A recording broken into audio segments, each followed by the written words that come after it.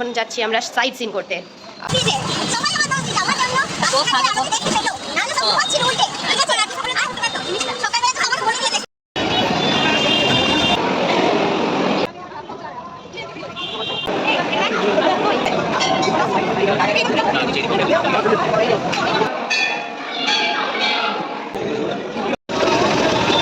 কারণ আজকে আমরা চলে যাচ্ছি বাড়ি, খুবই দুঃখ হচ্ছে মনটা।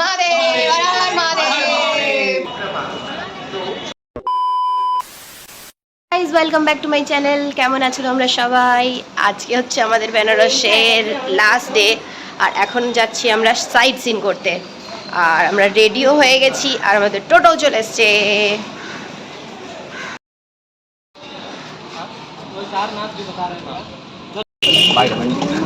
আমরা উঠে পড়েছি টোটোতে। দেখো সবাইকে একবার দেখে নাও। এই যে হালাত খারাপ বলছে, শুরু হতেই হালাত খারাপ। আমার দিদি কোথায় গেল?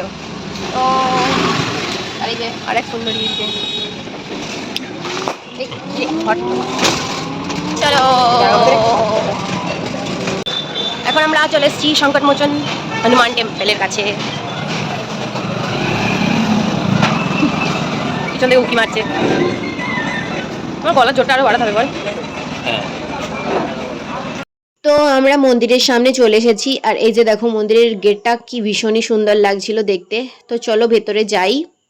এখানে প্রত্যেকটা মন্দিরেই ঢোকার আগে আমাদেরকে ফোনটাকে সাবমিট করে দিতে হচ্ছে, সেই জন্য আর ভিডিওও নেওয়া হচ্ছে না। হ্যাঁ, মানে যে কোনো মন্দিরই যাচ্ছে সেখানেই গিয়ে আমাদেরকে ফোনটাকে আগে দিয়ে দিতে হচ্ছে। ব্লগটা স্টার্টও করলাম, কিন্তু তাও দিয়ে দিতে হলো, এন্ড করে দিতে হলো।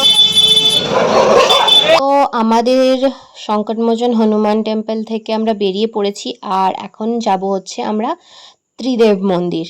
সংকটমোচন হনুমান টেম্পলের একদম কাছেই কিন্তু এই মন্দিরটা ছিল, মানে জাস্ট তোমাকে পায়ে হেঁটে 5 মিনিটও লাগবে না, একদম জাস্ট কাছেই এই টেম্পলটা। আর এই মন্দিরের বিশেষত্ব হচ্ছে এখানে ব্রহ্মা, বিষ্ণু, মহেশ্বর এই ত্রিদেবকে একসঙ্গে আরাধনা করা হয়।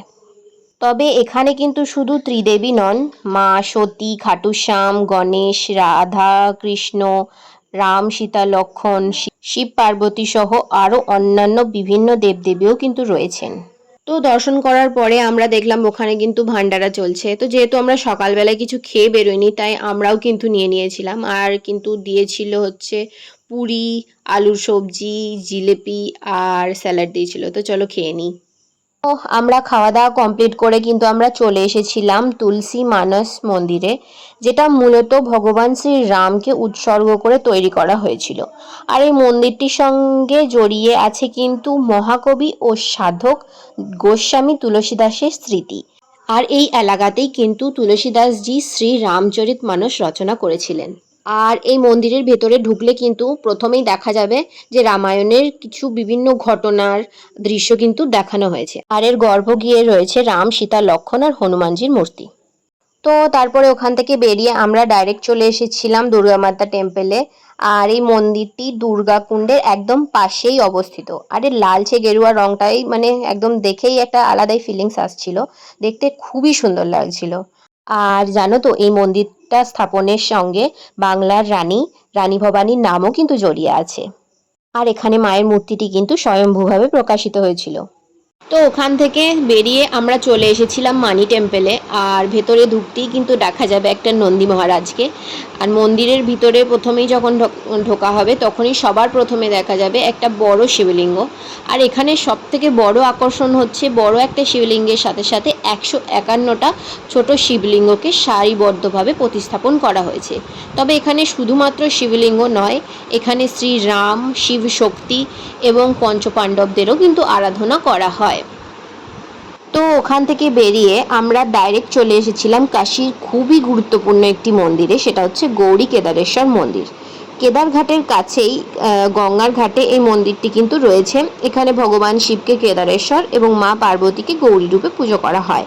এই মন্দিরের সবচেয়ে বড় বিশেষত্ব হলো এটি হিমালয়ের কেদারনাথের প্রতিরূপ। তাই এখানে ভক্তি সহকারে পুজো করলে কেদারনাথ দর্শনের মতোই কিন্তু পুণ্য লাভ হয়। আর এটিকে কিন্তু শিবশক্তির মিলনের একটি গুরুত্বপূর্ণ তীর্থস্থান হিসেবেও দেখা হয়।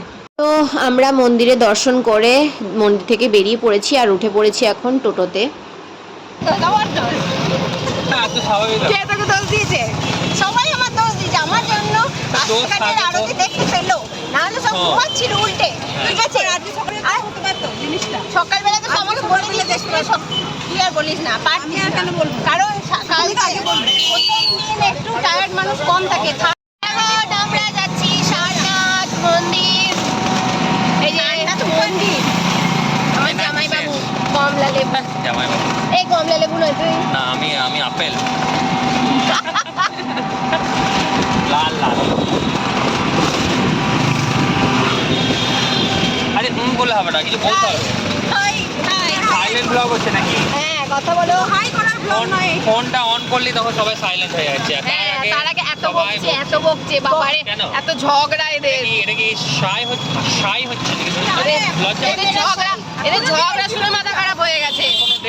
1.1 বললে উই আর ব্লগ শাই আমরা। ব্লগ শাই বাবারে, ক্যামেরা শাই নয়, ক্যামেরা ব্লগ শাই। হ্যাঁ মোটেও ক্যামেরা শাই নচ্ছে বাবারে। তো আমরা এখন পৌঁছে গেছি সারনাথে। আর সারনাথ হলো বৌদ্ধ ধর্মের অন্যতম পবিত্র স্থান। বুদ্ধগয়ায় জ্ঞান লাভ করার পর তিনি প্রথম সারনাথে আসেন। আর এখানে এসে তিনি প্রথম 5 জন শিষ্যকে তার শিক্ষা দেন। আর এই ঘটনাকে কি বলা হয় বলো তো? এই ঘটনাকে বলা হয় ধর্মচক্র প্রবর্তন। এখান থেকেই বুদ্ধের ধর্মপ্রচারের যাত্রা শুরু হয় এবং বৌদ্ধ সংঘের ভিত্তি গড়ে ওঠে। তোমরা কি জানো, গুপ্ত যুগে এখানে অসাধারণ বুদ্ধমূর্তি তৈরি হয়েছিল। সারনাথের শিল্পশৈলীর অন্যতম বৈশিষ্ট্য হল বুদ্ধের শরীরের সঙ্গে খুব সূক্ষ্মভাবে লেগে থাকা পাতলা পোশাক, শান্ত মুখ এবং কোমল অভিব্যক্তি। আমার কিন্তু সবথেকে বেশি ভালো লেগেছিল এর ভিতরের পরিবেশটা। এত সুন্দর সবুজ গাছপালা দিয়ে ঘেরা, মানে দেখলেই মনটা একদম খুশি হয়ে যাচ্ছিল। আর এদিকে দেখো কি সুন্দর, এগুলো পদ্ম ফুল বলে নাকি জানি না আমি। তবে এখানকার সবথেকে ইন্টারেস্টিং বিষয় কিন্তু ছিল এই লম্বা স্ট্যাচুটা, যেটার উচ্চতা কিন্তু ছিল প্রায় 80 ফুট, যেটা ভারত ও থাইল্যান্ডের যৌথ উদ্যোগে কিন্তু নির্মিত। তো যাই হোক, এবার আমাদেরকে চলে যেতে হবে। আমরা এখন যাচ্ছি লাঞ্চ করতে। আর এদিকে বৃষ্টিও শুরু হয়ে গেছে, ভিজে যাবো নাকি কে জানে। আজকে আমাদের লাস্ট ডে, আজ আমরা চলে যাচ্ছি। দুঃখ হচ্ছে, খুব দুঃখ হচ্ছে, আমরা কাঁদছি। ও কাঁদছে কিন্তু ওর চোখে জল নেই। কুমিরের কান্না, কি গেছে চোখের জল, এত ঘেমেছি আর গরম। হ্যাঁ প্রচন্ড গরম বাবা, আর চোখের জল নেই ওই জন্য। বৃষ্টি হচ্ছে তবু গরম ভীষণই, আর গলা শুকিয়ে যাচ্ছে এত বাপরে। যাই দেখি এখন লাঞ্চে কি পাওয়া যায়। 3টে বেজে গেছে অলরেডি।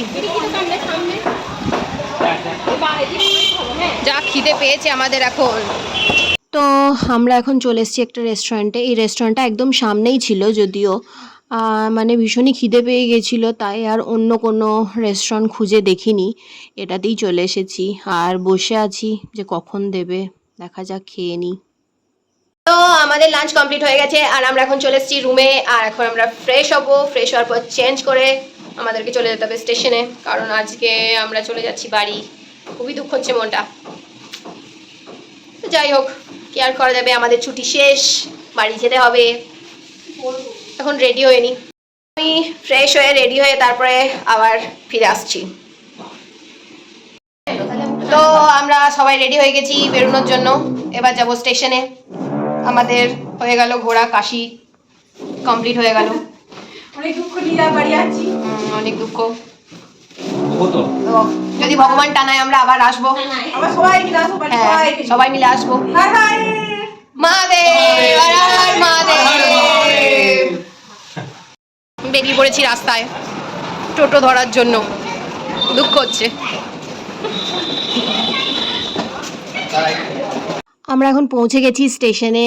আর আমাদের হাতে কিন্তু একদমই বেশি টাইম নেই, কারণ ট্রেনের টাইমও হয়ে গিয়েছে। মনে হয় এখনই ট্রেন দিয়ে দেবে আমাদেরকে, এখন তাড়াতাড়ি করে যেতে হবে। তো যাওয়া যাক, চলো দেখি। এদিকে দেখো কত লোকজন ওয়েট করছে, আর আমাদের ট্রেনের অ্যানাউন্সমেন্টও কিন্তু হয়ে গেছে। আমরা চেপে পড়েছি ট্রেনে, এখন ট্রেনও ছেড়ে দিয়েছে। মনটা দুঃখ হচ্ছে। আর আমরা সাথে সাথে নিয়ে নিয়েছি চা। এখন চাটাকে সবাই মিলে খেয়ে নিই। आवाज नहीं आएगा, नहीं फटेगा। चाय पीने का তাহলে এরকম করে জাস্ট আমরা একটু লিপসিংগুলো আসুন না, যাতে করে আমরা কিছু বলতে পারি। তো চাটা খাওয়ার পরে আমরা একদম রাত্রে ডিনার করতে চলে এসেছিলাম। আর ডিনারে ছিল আমাদের পিৎজা। তো চলো আমরা খেয়ে নিই, পিৎজাটা খেয়ে নিয়ে একদম আমরা শুয়ে পড়বো। তো দেখা হচ্ছে একদম কালকে সকালে। গুড মর্নিং, আমরা কিন্তু উঠে পড়েছি আর আমাদের ট্রেনও কিন্তু চলে এসছে, বর্ধমান ঢুকবো হয়ে গেছে। আর আমরা আমাদের লাগেজ নিয়ে রেডি হয়ে গেছি নামবো বলে। তো আমরা নেমে পড়েছি অলরেডি এখন। আর এখান থেকে আমি চলে যাব এখন বাড়ি। তো আজকের ভিডিওটা আমি এখানেই শেষ করছি। তোমাদের যদি ভিডিওটা ভালো লাগে তাহলে লাইক কমেন্ট শেয়ার করে দিও। টাটা।